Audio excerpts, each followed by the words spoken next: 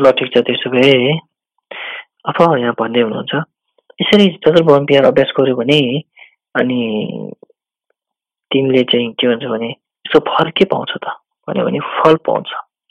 फल चाहिँ रूप धातुमा 4 वटा देवलोकहरू छन् अनि हरेक देवलोकमा पहिलो रूप धातु भनेको चाहिँ के भन्छ प्रथम ध्यान, पहिलो प्रथम ध्यानमा 3टा देवलोक छ, दोस्रोमा पनि 3टा देवलोक छ अनि तेस्रो ध्यानमा पनि तृतीय ध्यानमा अनि ध्यान लोकमा पनि 3टा लोक छ। यसरी 9 वटा लोक गयो। चौथो रूप धातुमा पनि अनि त्यहाँ चाहिँ कतिवटा छ भन्दाखेरि 8 वटा देवलोकहरू हुन्छ, जसमा पहिलो 3टा चाहिँ अनि सांसारिक व्यक्तिहरू मात्र त्यहाँ पुग्न सक्छन्, बाँकीको 5 चाहिँ असांसारिक संसारतारिक व्यक्तिहरू त्यहाँ जन्म लिन्छन् है। त्यसमा संसारिक व्यक्तिहरू चाहिँ यो रूप धातुमा ध्यान राम्रो गरेछ भने प्रथम ध्यान, दोस्रो ध्यान, तेस्रो ध्यान, चतुर्थ ध्यानको 3-3टा डेभलपमा जन्मिन सक्छ। र असाधारण व्यक्ति जो संसारमा तरिसकेको व्यक्ति हो भने चतुर्थ रूप धातुको अनि बाँकीको 5 वटा अनि डेभलपमा जन्मिन्छ। यसर्थ चतुर्थ ध्यान अर्थात् चौथो अनि रूप धातुमा चाहिँ 8 वटा डेभलप हुन्छ। त्यसमा पहिलो 3 चाहिँ संसारिक व्यक्तिहरू जन्मिन्छन्, बाँकी 5 चाहिँ असंसारिक व्यक्तिहरू जन्मिन्छन्। अब कसरी जन्मिन्छ भन्दाखेरि यदि हामीले अनि राम्रोसित हामीले चतुर्थ ब्रह्म विहार प्र्याक्टिस गरेछौँ भने हैन, प्र्याक्टिस गरेछौँ भने कस्तो हुन्छ भन्दाखेरि प्रथम ध्यान प्राप्त हुन्छ। प्रथम ध्यान कसरी प्राप्त हुन्छ भने अनि यहाँ छोटकरीमा त बताएको चाहिँ दुईजु गाताङ देदा तुङ्गल था नम्बर पाङ पिसामतेन सिपुई छाना वेस दाताङ गेगे दाङ टेबु छेलानम त कानाङ थो। जो व्यक्तिले यदि रूप धातुमा जन्मिनु छ भने रूप धातुमा दुईजु नम्बर पाङ अनि मतलब काम धातुमा आश्रय त्याग्नु। जबसम्म काम धातुमा आश्रय त्याग्दैन तबसम्म रूप धातुमा जन्मिन सक्दैन। जबसम्म आफू बसेको कोठामा सर्प छ भने थाहा भइसकेपछि जबसम्म त्यसलाई त्याग्ने मन आउँदैन तबसम्म अर्को कोठामा जान सक्दैन हैन। यसै जानु र अनि चटक्कै त्याग्नु फरक छ नि।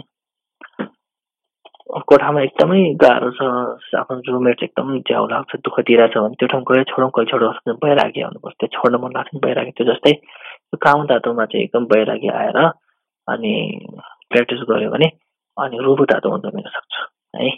रूप धातुमा तर धर्मगन व्यक्तिहरूले चाहिँ यो संसारबाट त्याग्नु पर्ने हो, तर संसार नतरेसम्म अनि रूप धातुमा चाहिँ सुख शयन जमिन सक्छ भन्ने कुरा हो है। त्यस कारण रूप धातुमा कसरी जन्मिन्छ भन्दा अब आचार्य नागार्जुनले आफ्नो साथी राजालाई बताउँदै हुनुहुन्छ, हे राजन सुन, तिमीले यो काम धातुमा चाहिँ आसक्ति त्यागेर अनि रूप, गन्ध अनि स्पर्श, ध्वनि हैन अनि आवाजको ध्वनि सुनाइ है, रूप, गन्ध, आवाज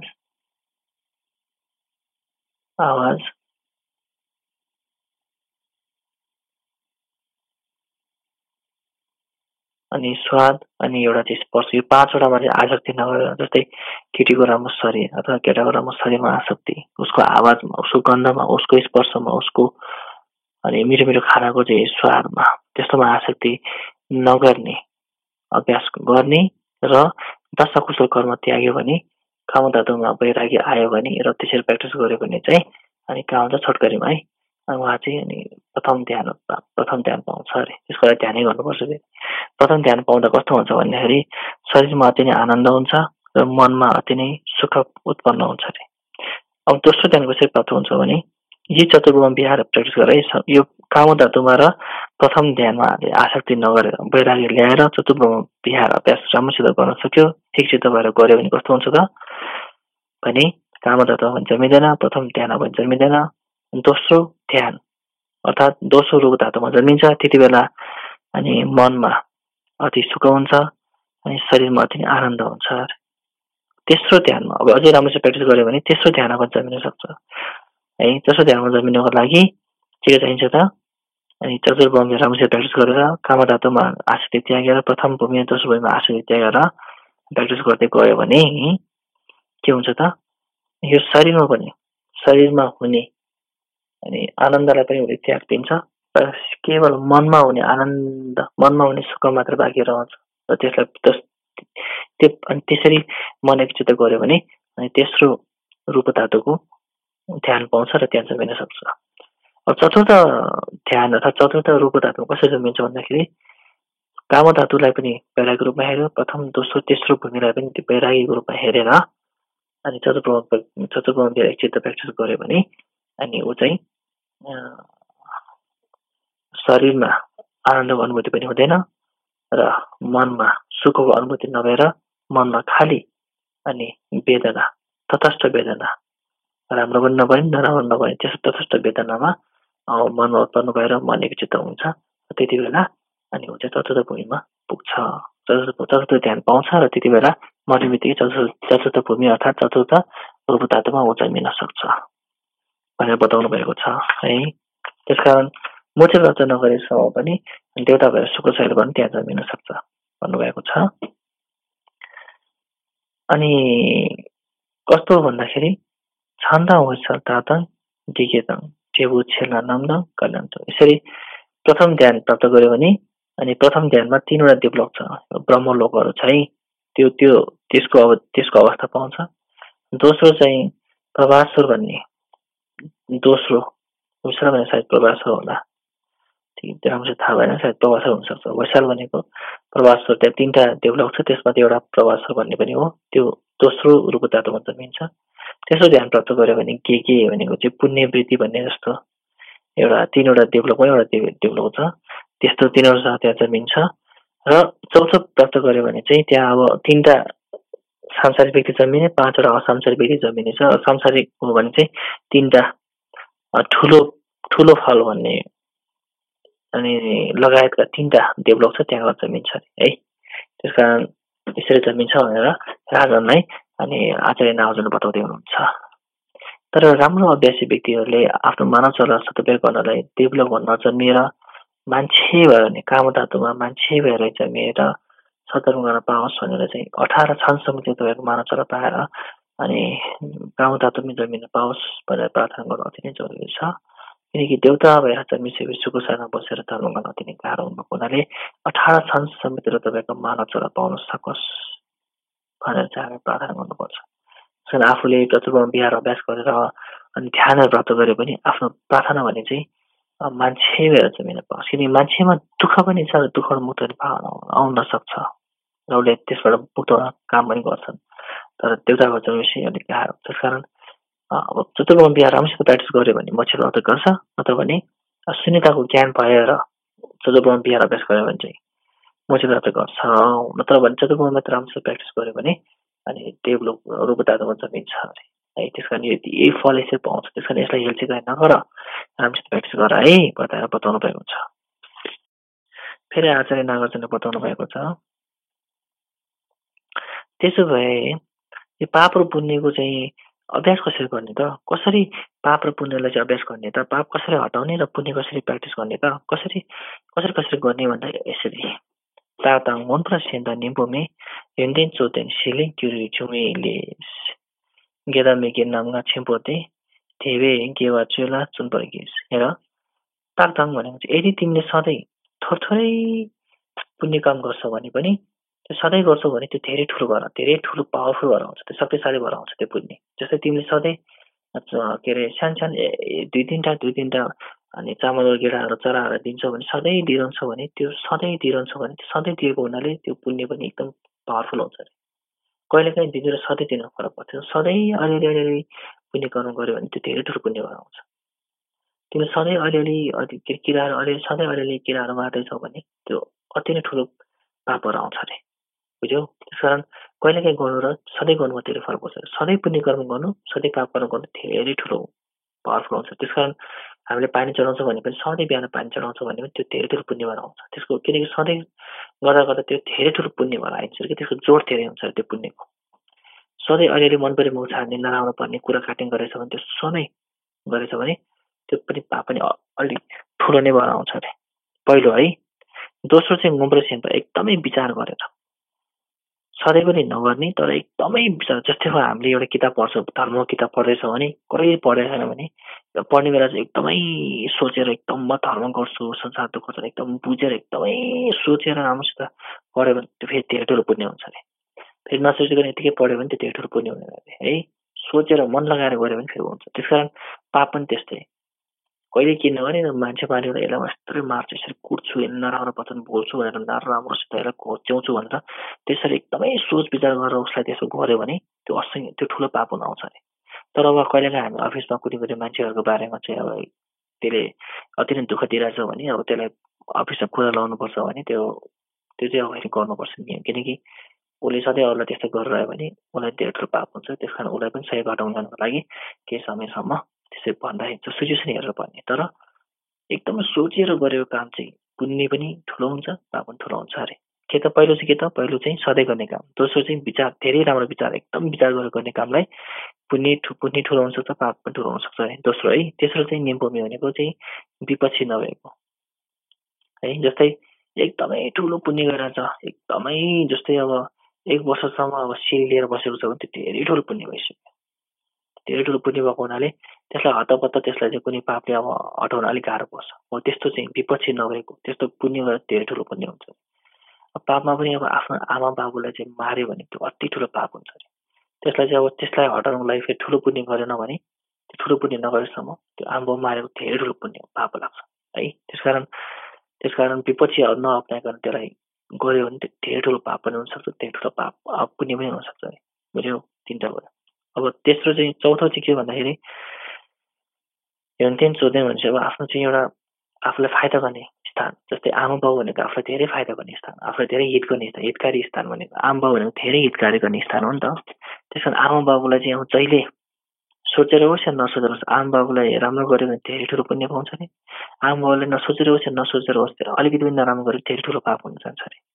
अनि आफूलाई कथा सुनाउने गुरुहरू, तामा सिकाउने गुरुहरूलाई पनि, किनकि उनीहरू धेरै राम्रो, हामीलाई अति नै उनीहरू किन त्यस्तो भयो भने साधारण मान्छेलाई गाली गर्यो भने त्यति धेरै ठुलो पाप हुँदैन भने अब फेरि विचारमा भएपछि साधारण मान्छेले यत्तिकै गाली गर्यो भने धेरै ठुलो पाप नभए पनि आफूलाई एकदम हित गर्ने, आम बोल धेरै हित गरेछ नि त। कथा सुनाउने गुरुले धेरै हित गरेको हुनाले उनीहरूलाई कहिले भुलेर पनि नराम्रो वचन बोल्ने, नराम्रो के गर्यो भने के हुन्छ त, त्यो धेरै ठुलो हितकारी स्थान भएको हुनाले अनि पाप पनि ठुलो पाप, सदा गऱ्यो भने धेरै ठुलो पुण्य हुने रहेछ अरे है। त्यस कारण सोचेर गरे पनि नगरे पनि ठुलो पाप या ठुलो पुण्य हुन सक्छ। त्यस कारण सचेत हुनु पर्यो। पाँचौं भनेको चाहिँ हेनतेन किसिम भनेको चाहिँ एकदम गुणवानको बुद्ध धर्मसँग। बुद्ध धर्मसँग जतिको पुण्य, ज्ञान अनि गुणहरू अरूसँग हुँदैन। त्यस कारण बुद्ध धर्मसँगलाई अलिकति पनि सोचेर नसोचेर पनि हेला गर्यो भने धेरै ठुलो पाप हुन्छ, सदा गर्यो भने धेरै ठुलो पुण्य हुन्छ। त्यस कारण यो 5वटा के त सधैँ गर्ने काम, सानो होस् या ठुलो होस्, सधैँ गर्छ भने त्यो पुण्य पनि पाप ठुलो हुन सक्छ। धेरै विचार गरेर गर्यो, घोटेर गर्यो भने पनि, कहिलेकाहीँ गर्ने काम भए पनि घोटेर राम्रोसित गरेर सोचेर विचार गर्यो भने धेरै ठुलो पाप पुण्य हुन सक्छ। त्यसो चाहिँ त्यसको विपक्षी अप्नाएन भने धेरै ठुलो पाप पनि हुन सक्छ, पुण्य पनि हुन सक्छ। हितकारी स्थानलाई नराम्रो गर्यो भने धेरै ठुलो पाप पनि हुन्छ, पुण्य पनि हुन सक्छ। 5औँमा चाहिँ के त आफूलाई एकदमै हितकारी स्थान, एकदमै गुणवान ठाउँ, तीर्थमा उनीहरूलाई राम्रो गरे नराम्रो गर्ने धेरै ठुलो पुण्य र धेरै ठुलो पाप हुन सक्छ। अनि कोही व्यक्तिहरू ध्यान गरिरहेछ, छाम बसिरहेछ, ध्यान गरिरहेछ भने उनीहरू ध्यान गरेर उठ्ने बेला चाहिँ उनीहरूलाई दान गर्यो अथवा उनीहरू नराम्रो वचन बोल्यो भने धेरै ठुलो पुण्य र धेरै ठुलो पाप हुन सक्छ। त्यसकारण गुरुहरू मान्छेहरू ध्यान गरेर बाहिर निस्किँदाखेरि अलिअलि दान गर्न आउँछ, कमसेकम सियो अनि सलाई भए पनि भनौँ केही सामान 1-2 भए पनि दान दिन आउँछ मान्छेहरू। किन त्यो त्यति बेला धेरै ठुलो पुण्य हुन्छ। त्यो त्यसकारणको महत्त्व हो। मान्छेहरू ध्यान गर्ने बेला उसलाई दान गर्यो भने धेरै ठुलो पुण्य भएर जान्छ। त्यसकारण अरू बेला दान गरेको र ध्यान गर्ने व्यक्तिलाई दान गर्दा धेरै फरक पर्छ। त्यसमाथि पनि संसारबाट तर्नबाट ध्यान गरेर चाहिँ धेरै ठुलो फरक पर्छ। त्यसकारण आफूले बुझेर धर्म गर्न सक्नुपर्छ है। अब हामी फेरि यसलाई बढ्दैछौँ। हे राजन सुन, हे राजा, तिमी कहिलेकाहीँ मैले त धेरै पाप गरिसकेँ, एकदम धेरै पाप गरेँ। जस्तै अब कहिलेकाहीँ तिमीलाई यस्तो फिल हुनसक्छ, यस्तो भावना हुनसक्छ, धेरै पाप गर्दा गर्दा गर्दा अलिकति पुण्य गर्यो भने अब धेरै पाप गरेको त्यो बानीले गर्दाखेरि के हुन्छ त, यो पाप गरेर छोड्दे भनेर हो। त्यसरी धेरै ठुलो पाप गरेर पनि थोरै पुण्य चाहिँ गर्ने, त धेरै ठुलो पाप गर्ने भए पनि पाप चाहिँ भइहाल्यो नि त भनेर त्यसरी हेलचेक्रा गर्ने पनि तिम्रो बानी हुनसक्छ। त्यो धेरै घातक हो है।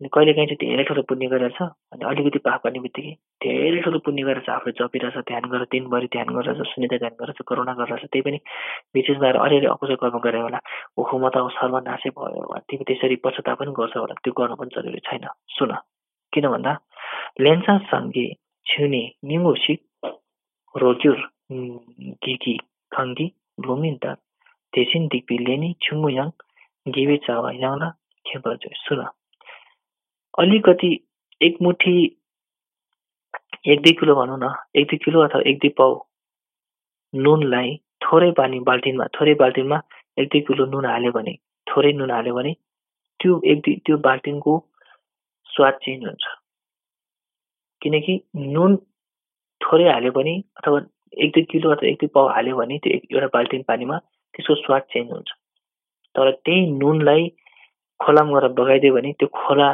नुनिलो हुँदैन त्यो जस्तै टिपीले नै छुमुयाङ केबी चावाइयाङलाई खेपर्छ यदि तिमीले चाहिँ थोरै पाप गरिरहेछौ तिमीले दिनभरि धेरै ठुलो पाप पुण्य गर्छौ एकदम पुण्य धेरै गरेछौ तर कहिलेकाहीँ तिमीबाट मिस्टेक भएर गल्ती भएर अलिअलि पापहरू गर्दैछौ भने त्यसमा पश्चाताप गर्न जरुरी छैन किनकि तिमीले गरेको ठुलो पुण्यले गर्दा त्यो पापको फल चाहिँ अहिले भोग्नु पर्दैन त्यो भोग्न नपर्ने बनाउँछ ट्रान्सफर गरिदिन्छ किनकि तिमीले धेरै ठुलो पुण्य गरेर त्यसले तेरो पश्चाताप गर्नु पर्दैन बरु त्यसलाई हटाउन कोसिस गर अरू त्यस काम नगर कहिलेकाहीँ तिम्रो यति धेरै पाप गरिरहेको हुन्छौ र थोरै पुण्य गर्दाखेरि त्यसलाई बानी परेर छोड्दै पाप गरिरहेको छ त्यसै हिचकिच नहिचकिच त्यस्तो पनि हुनसक्छ त्यो घातक हुनसक्छ है घातक हुन्छ जस्तै थोरै नुन 1 किलो नुन एउटा बाल्टीमा राखेर त्यसको स्वाद चेन्ज हुन्छ नि त्यो जस्तै तिमीले चाहिँ पाप धेरै गरेछौ र बानी बसेर छोड्दैन त के भयो त भनेर त्यस्तो विचार गर्न थाल्यो भने त्यो पापले चाहिँ तिमीलाई धेरै दुःख दिन्छ जसरी एउटा नुनको स्वाद एउटा बाल्टिनमा चेन्ज भए जस्तै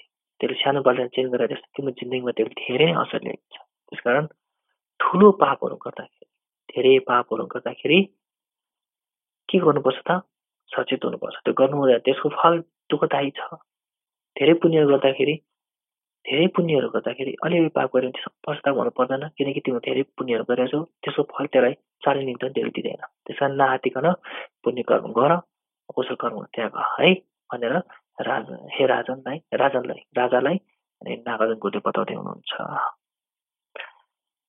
अब हामी यहाँ कुरा गर्दैछौँ अझै अब सामान्यतया सबैले पालन गर्नुपर्ने कुरामा 6औं कुरा भिक्षु होस् या गृहस्थी होस् सन्यासी होस् या गृहस्थ सबैले गर्नुपर्ने कुरामा 6औं कुरा के हो भन्दा हामी शील समाधि प्रज्ञा बुद्धको सबै शिक्षाहरू शील समाधि प्रज्ञामा छ हे राजन सुन बुद्धको शिक्षा सबै शील समाधि प्रज्ञामा छ र शील समाधि प्रज्ञामा यो 5वटा कुराहरू तिमीले सधैँ अपनायो भने तिमी कहिले पनि शील समाधि प्रज्ञा कहिले पनि तिम्रो राम्रो हुँदैन न शील राम्रो हुन्छ न समाधि राम्रो हुन्छ समाधि ध्यान न प्रज्ञा राम्रो हुन्छ सुनिता बुझ्ने मन न राम्रो हुन्छ ती 5वटा के हो भन्दाखेरि गोदाङ के हो त नैसे मपताङ निदाङ तुला दुइनाङ थिचोन्ते दिपाङ अब दिता गेबेनोर थोबे छुम्बुन लापर खेम्पर्छ सुन गोदाङ तिम्रो मन यदि चञ्चल छ भने मन एकदम चञ्चल एकछिन पनि नबस्ने यताउता जाने एकछिन पनि नबस्ने कहिले उता जाने कहिले यता जाने एकदम चञ्चल भइरह्यो भने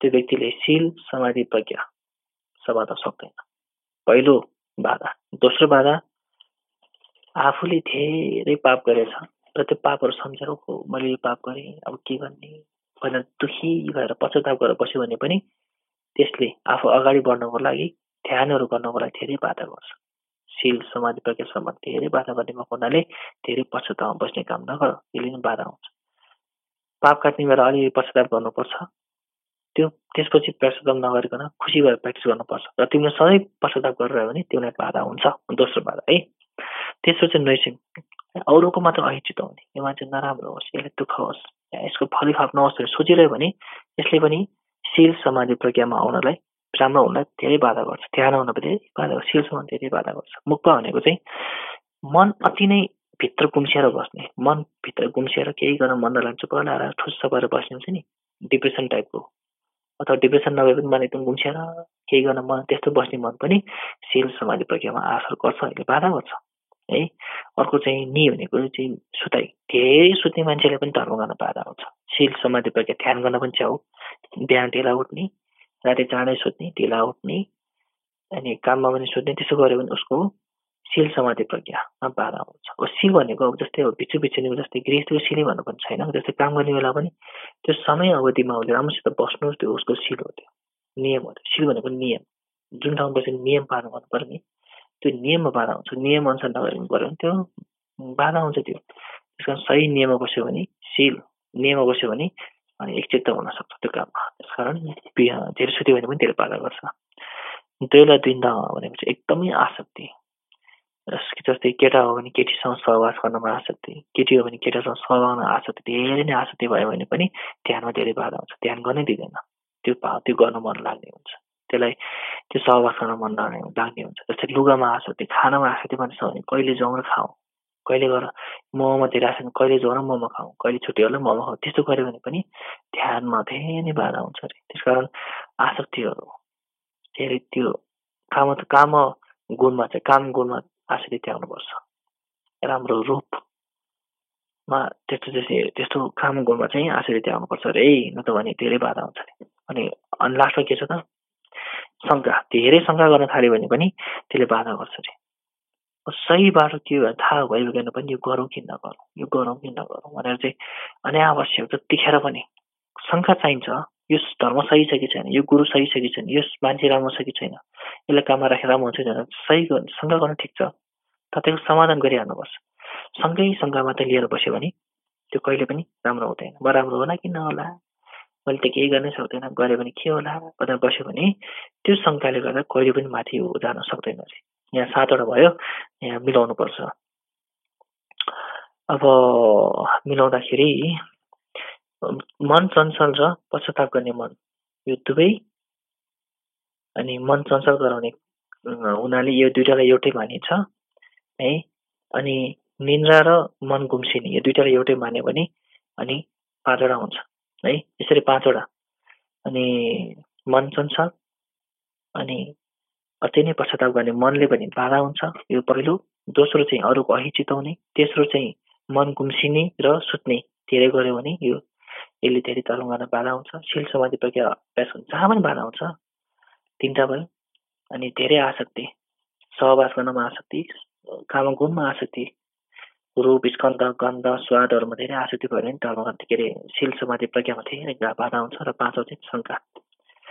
यो 5वटा चाहिँ के हो भन्दाखेरि चाहिँ पुण्य कमाउन सक्ने शील समाधि प्रज्ञालाई हानि गर्ने चोर ढाकाहरू हो भनेर बुझ भनेर चाहिँ आचार्य नागार्जुनले अनि आफ्नो साथी राजालाई बताउँदै हुनुहुन्छ। साँच्चीकै पनि हो,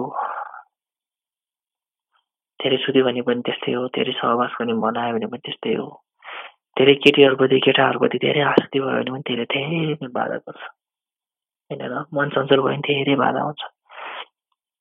हामीहरू अहिलेसम्म संसारमा किन फसिरहेको भन्दाखेरि संसारमा सबै चिज अनित्य छ भन्ने हामीलाई थाहा छ।